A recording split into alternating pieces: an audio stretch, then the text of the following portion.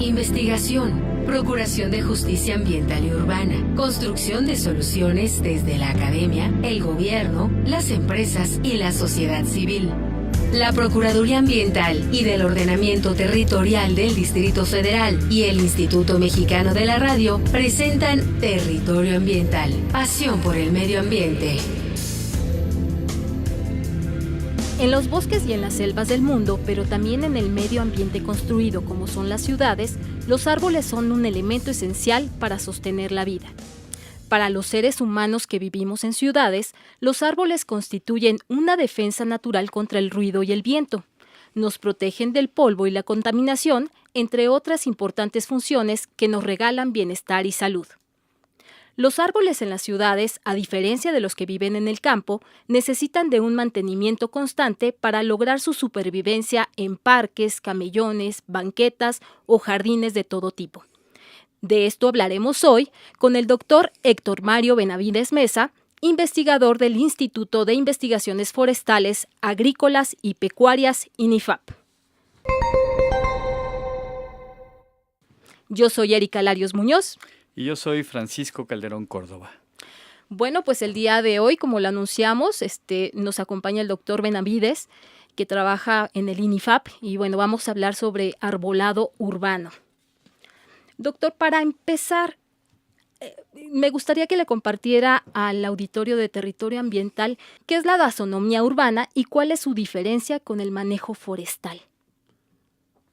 Bueno, la pregunta es muy interesante porque en realidad la dasonomía es la disciplina o el área del conocimiento de los recursos forestales. Dasonomía es una palabra de origen griego que significa dasos, bosque, nomos, estudio o ley, y por extensión tratado, ¿no? Entonces estamos hablando de esta disciplina que se relaciona con el estudio de los recursos forestales. Sin embargo, desde hace unos 30, 40 años, un investigador de la Universidad de Toronto en Canadá creó el término de dasonomía urbana, urban forestry.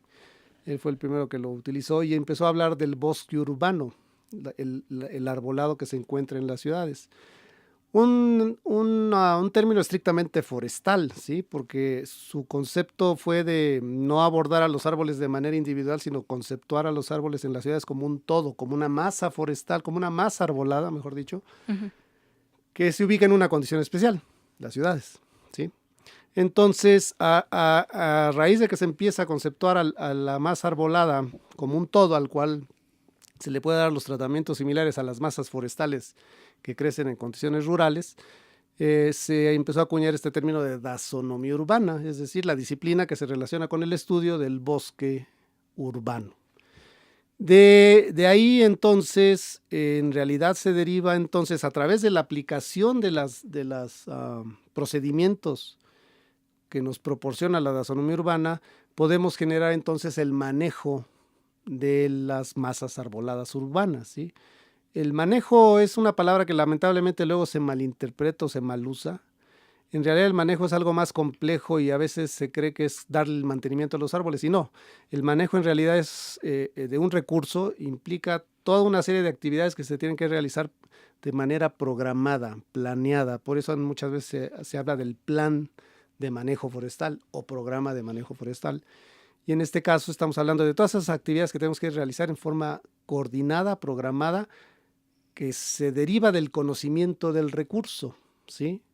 Entonces, por eso no son cosas diferentes, pero en realidad el manejo de las masas arboladas urbanas se deriva de la dasonomía urbana cuando llevamos a cabo su estudio, su diagnóstico, su caracterización, y con base en ello las cosas que debemos hacer, cuándo debemos hacerlas y en qué manera vamos a ir coordinando esas actividades, que pueden ser desde la colecta de semilla hasta el derribo de un árbol, para que nos demos una idea. Doctor, evidentemente en las ciudades los árboles están expuestos a la contaminación del aire, a la misma contaminación o muchas veces escasez de agua, al ruido que los estresa, por ejemplo, y esto va afectando pues las condiciones, digamos, fitosanitarias de los árboles, los debilita. ¿Cuál es la condición general del arbolado de la Ciudad de México concretamente? Bueno, en el caso de la Ciudad de México, y yo creo que de las ciudades de México podría pluralizar, tenemos un grave problema que es un estrés ambiental que cada vez se está recrudeciendo más y creo que parte de ello se debe sin duda al famoso calentamiento global, ¿sí? Nuestros veranos o nuestras temporadas cálidas se han vuelto más cálidas y se han vuelto más secas, ¿sí? Entonces, eso ha incrementado el estrés hídrico, generalmente es la falta de agua, el primer estrés que sobrellevan los árboles. Y a raíz de que empieza este problema de un estrés hídrico, las defensas de los árboles se empiezan a disminuir. El árbol se hace más susceptible a ser atacado por plagas o por enfermedades, ¿sí? Entonces, en términos generales, yo diría que los árboles están siendo sometidos a un estrés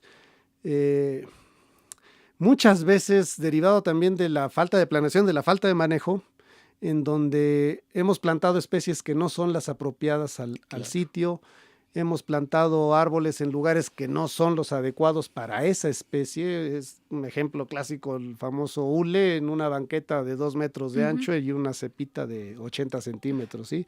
Pues sí, el árbol hace lo que tiene que hacer, crecer, y el hule crece a las dimensiones que crece, pero entonces esa situación de estar en un lugar equivocado, no por culpa del árbol, sino por quien lo plantó, lo empieza a llevar a una situación de estrés, de debilitamiento, que finalmente con el tiempo el árbol pierde vigor y muere, ¿sí? A ello yo añadiría ahora esta situación de plagas y enfermedades que está afectando a los árboles de una manera más frecuente, y particularmente en este caso, por ejemplo, el muérdago en nuestras ciudades, particularmente en la Ciudad de México. El muérdago es un problema muy severo que está afectando. No tenemos datos concretos en este momento, pero podría yo fácilmente decir que del 40 al 50% de los árboles de la Ciudad de México tienen muérdago, el cual, si no se controla, va a ir avanzando y avanzando y va incluso a llevar a la muerte a nuestros árboles. ¿Es sobre algunas especies en específico o está afectando a todas las especies de árboles? Particularmente está afectando a fresno, trueno, que son las dos principales especies de la Ciudad de México, entre el fresno y otro ejemplo de falta de manejo. Fresno y trueno conjuntan alrededor del 60% de los árboles de la Ciudad de México, entonces hay un desbalance. En un programa de manejo adecuado tendremos que buscar un equilibrio entre especies para evitar lo que está pasando, por ejemplo, ahorita con el fresno, que es, al haber muchos, a una plaga se le facilita propagarse porque su hospedero está muy cerca, ¿sí?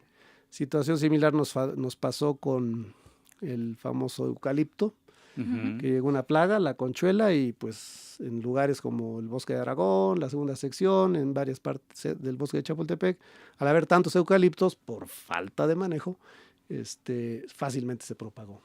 Doctor, para quienes habitamos o transitamos por la Ciudad de México, podemos ver que hay delegaciones con un alto porcentaje de árboles, sin embargo también existen demarcaciones con un índice muy por debajo de lo que recomienda la Organización Mundial de la Salud. ¿Cuáles son las razones de esta marcada diferencia? Bueno, aquí es interesante que distingamos dos puntos muy importantes. Uno es el índice de metros cuadrados de áreas verdes, que lamentablemente sí estamos muy por debajo de lo que recomiendan las normas o los estándares internacionales. Y el otro es el número de árboles, que ahí hablaríamos de los árboles que están en las calles, ¿sí? El arbolado de alineación. No tenemos inventarios en la Ciudad de México, no sabemos cuántos árboles hay con exactitud. Sí tenemos datos de la superficie ocupada en metros cuadrados de áreas verdes, ¿sí? Sí. Entonces, en ese sentido, su pregunta es correcta en cuanto a que Miguel Hidalgo es de nuestras delegaciones la que tiene la mayor superficie de metros cuadrados de área verde por habitante, y el último dato, si mal no recuerdo, andaba en en 12, 19 metros por ahí. Y el caso contrario, lamentablemente, la delegación Iztapalapa, que no llegaba ni al metro cuadrado, ¿sí? No obstante, y el Cerro de la Estrella, ¿eh? Pero es que hay muchos habitantes en Iztapalapa. Claro. Entonces, obviamente no se compensa. Las razones yo creo que estriban más bien en una cuestión de falta de planeación urbana, en donde el desorden territorial, el desorden en el crecimiento territorial ocasionó que en un cierto momento no dejáramos áreas destinadas a áreas verdes. La Ciudad de México empezó muy bien, y estoy hablando de la Ciudad de México en tiempos de la colonia, ¿sí?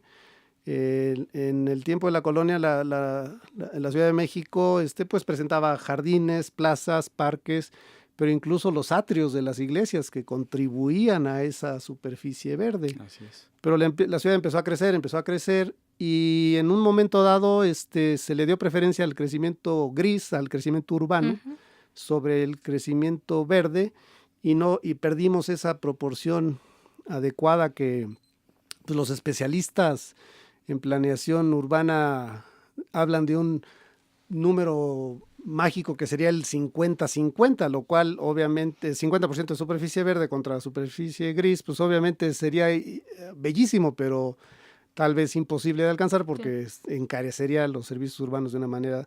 Pero la superficie verde que debe tener cada ciudad está en función de las condiciones ambientales, de la densidad de población, de las condiciones, particularmente del clima, para definir entonces la superficie adecuada. Pero ejemplos nos sobran, como Toronto con más de 40 metros cuadrados por habitante, Berlín también con más de 40 metros cuadrados por habitante, y nuestra ciudad, que es muy disparejo esa proporción.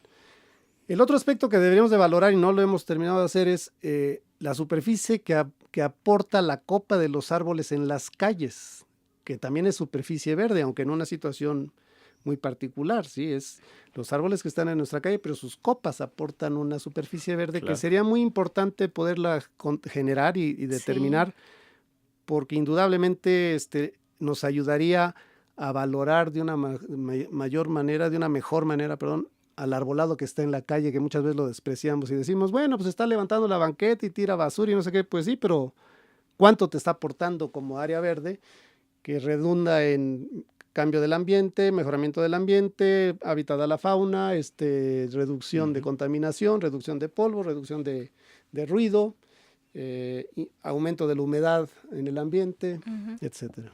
Les recordamos que estamos hablando con el doctor Héctor Benavides Mesa, quien es investigador del Instituto de Investigaciones Forestales, Agrícolas y Pecuarias, INIFAP.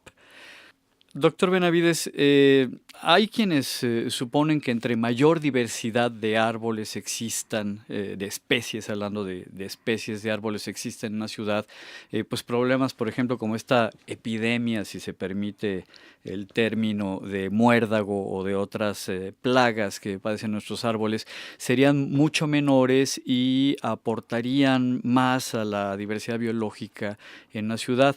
Pero bueno, no sé cuáles sean las especies que estarían recomendadas para tener en la Ciudad de México, desde luego tomando en cuenta todos estos criterios del tamaño de raíces, tamaño de fronda, el crecimiento del árbol, para el lugar donde se siembren. ¿Cuáles serían las especies, doctor? Bueno, en ese sentido, digamos que nosotros en la Ciudad de México tenemos condiciones verdaderamente adecuadas. Solamente para que se den una idea, en los inventarios que hemos hecho en diversas áreas de la Ciudad de México, tenemos registradas ya alrededor de 160 y tantas especies diferentes de árboles y arbustos en la Ciudad de México, de las cuales fresno y trueno son las más numerosas, ¿sí? Entonces existen muchas opciones de especies que debemos de seleccionar de acuerdo al sitio en donde queremos plantar.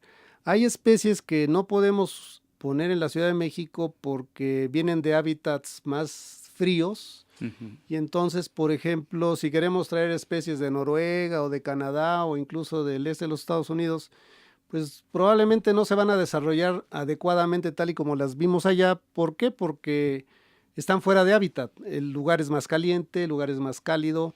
requieren frío, muchas especies requieren frío en el invierno para romper la latencia y volver a empezar a crecer. Otras especies requieren mucha agua, que no lo podemos proporcionar en la Ciudad de México en términos generales. Otras especies requieren de climas más cálidos porque una pequeña heladita y pues la pobre ya no va a continuar, etcétera. Sin embargo, las condiciones de la Ciudad de México son tan templadas, digamos, ni tan frías ni tan calientes, que nos permite utilizar un gran número de especies. Sería muy difícil ahorita poder aventurar cuáles son las más adecuadas, pero podemos fácilmente tener 60, 80 especies sin ningún problema, aunque otra vez en el manejo del bosque urbano se recomienda que una especie en particular no rebase más allá del 3 al 5% de la población del bosque urbano. Entonces, ahí ya tenemos un parámetro que nos ayudaría a decidir en qué momento, por ejemplo, no más fresnos. Ya no más fresnos en el corto y mediano plazo. ¿Por qué? Porque ya está sobre representada la especie. No más truenos también, porque están sobre representados. Buscar otras opciones para ir buscando ese equilibrio entre especies. Uh-huh. Doctor, cuando se foresta o se reforesta, siempre se habla de que es mejor hacerlo con especies nativas. Sin embargo, bueno, a mí me queda la duda, ¿las especies exóticas son las que usted hacía referencia hace ratito, de esas que vienen de países europeos, nórdicos, que requieren de otras condiciones climáticas, otro tipo de suelo, o cuáles son? Sí, en realidad en los últimos años se ha promovido más el uso de especies nativas. Por alguna razón, y yo creo que eso se remonta a los orígenes del humano cuando empezó a arborizar sus ciudades, prefirió lo exótico, lo ajeno, lo diferente, ¿sí? Uh-huh. Mucha gente me lo ha dicho, dice, no, pues para nopales allá en el cerro, yo quiero cosas bonitas aquí, ¿no? Tratando de hacer más bello el entorno de sus casas, ¿no? de sus ciudades. Sin embargo, se ha visto que en muchas ocasiones estas especies que hemos traído o que se han traído de otros lugares, pues a veces presentan problemas porque no están adaptadas a las condiciones ambientales del lugar, o en cuanto llega una plaga o una enfermedad del lugar de donde es originaria, rápidamente se propaga, como pasó aquí con el eucalipto, porque al no tener los enemigos naturales esa plaga, exacto, no hay nada que la contrarreste, entonces puede avanzar fácilmente, ¿sí? Atacando a los árboles. Entonces, desde hace unos 30 años he empezado a favorecer más el uso de las especies nativas en la idea de que están adaptadas a las condiciones ambientales del sitio. Uh-huh. Y en ese sentido yo creo que México sí tiene una gran ventana de oportunidad porque somos un país megadiverso. El cuarto, si las cifras no nos engañan, es el cuarto en biodiversidad. Entonces tenemos muchas opciones que podríamos utilizar como plantas nativas, no necesariamente del Valle de México o de la región central de México, pero sí trayendo a lo mejor plantas de Veracruz, de Michoacán, de Nuevo León, que podrían adaptarse mejor a las condiciones ambientales de la Ciudad de México, y eso nos lleva a una cantidad bastante elevada, que incluso se dan casos que hay especies que no conocemos, que no hemos probado en condiciones urbanas. Uh-huh. Sabemos de ella, Cercis mexicana, por ejemplo. Es una belleza ese árbol. El mismo sicomoro mexicano. Es una belleza en su condición natural, pero que no le hemos, aquí por lo menos en el Valle de México, no la hemos probado y que pudiera funcionar muy bien también para incrementar esta diversidad de especies arbóreas y arbustivas. Doctor, pues es un tema realmente apasionante hablar de los árboles mexicanos también. ¿Dónde puede la gente, doctor, investigar al respecto? ¿Cómo se puede acercar al INIFAP también para obtener incluso asesoría técnica? Digamos, si están pensando en plantaciones, no lo sé. ¿Tienen una página? ¿Están en las redes sociales? Sí, el INIFAP es una institución de investigación forestal, agrícola y pecuaria. Sin embargo, yo consideraría que es la institución pionera en México que inició trabajos de investigación y de servicio o de asesoría en México desde hace más de 40 años, ¿sí? Y hay que decir que la PAOT también se asesora del trabajo del INIFAP para trabajos sobre el arbolado urbano, Sí. por este rigor técnico científico que ustedes manejan. Sí, gracias. Y entonces, sí tenemos una página en el instituto, particularmente aquí en la Ciudad de México, tenemos un centro de investigación en ecosistemas forestales, en donde pues realizamos proyectos de investigación, proyectos de servicio y tratamos de, sobre todo, establecer ese contacto con la gente a cargo de las áreas verdes. El instituto, el INIFAP, es una institución que por su forma de trabajar tiene que buscar siempre la cercanía con los productores, con los administrativos en las áreas forestales, con los encargados de los recursos naturales, porque es una institución convencida que si no trasciende lo que hacemos, pues no tiene ningún sentido, ¿sí? Uh-huh. Entonces, eso nos obliga a que constantemente busquemos la cercanía en el caso de la taxonomía urbana, busquemos la cercanía con las dependencias operativas de las delegaciones, de los municipios, y pues tratamos de brindar cursos, ¿algún teléfono, publicaciones? Doctor? Sí, como no, el teléfono en el instituto es el 3626-8700 y la extensión donde estoy yo es la 504, y en la página del INIFAP ahí nos pueden encontrar. Erika. Doctor, queremos agradecer mucho su presencia. Y Paco, nos escuchamos en la próxima emisión. Muchas gracias al doctor Héctor Benavides Mesa y a usted que nos escuchó. Hasta la próxima.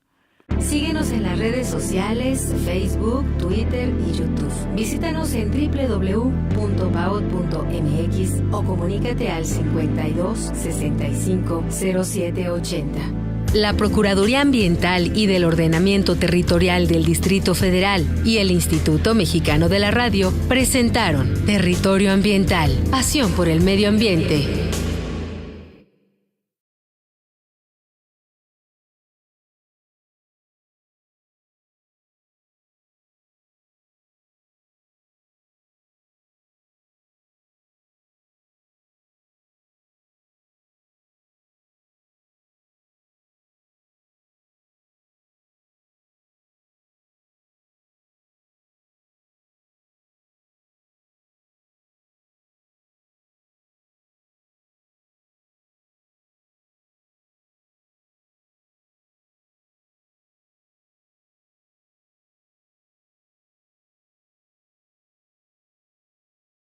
De los que viven en el campo, necesitan de un mantenimiento constante para lograr su supervivencia en parques, camellones, banquetas o jardines de todo tipo.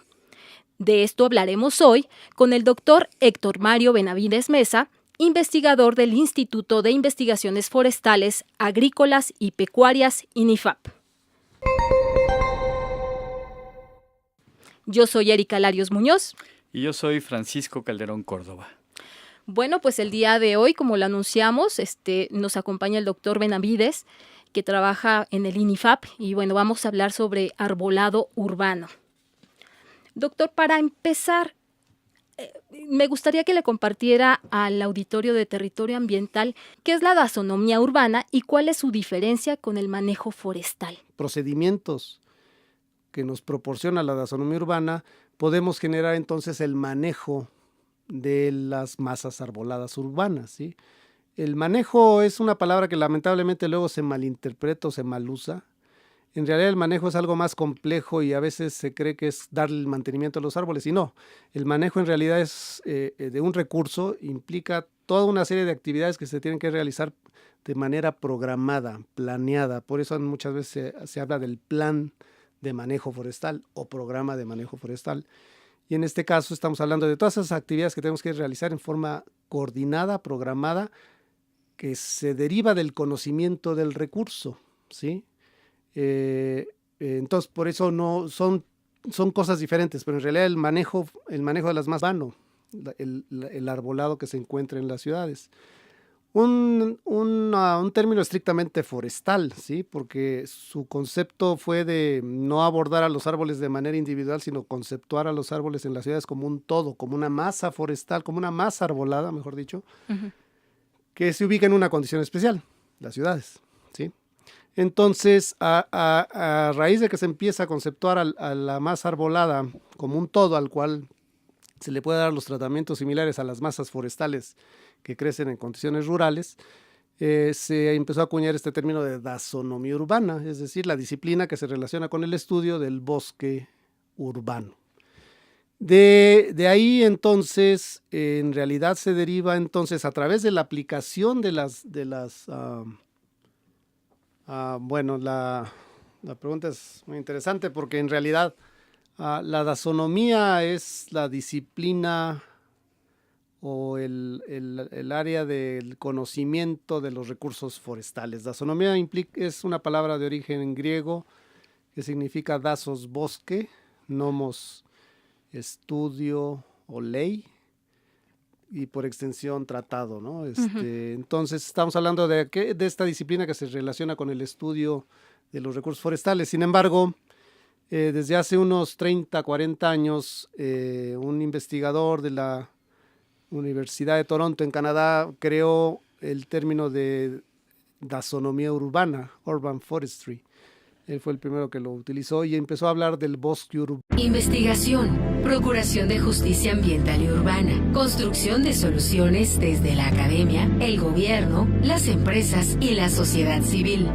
La Procuraduría Ambiental y del Ordenamiento Territorial del Distrito Federal y el Instituto Mexicano de la Radio presentan Territorio Ambiental, pasión por el medio ambiente. En los bosques y en las selvas del mundo, pero también en el medio ambiente construido como son las ciudades, los árboles son un elemento esencial para sostener la vida. Para los seres humanos que vivimos en ciudades, los árboles constituyen una defensa natural contra el ruido y el viento. Nos protegen del polvo y la contaminación, entre otras importantes funciones que nos regalan bienestar y salud. Los árboles en las ciudades, a diferencia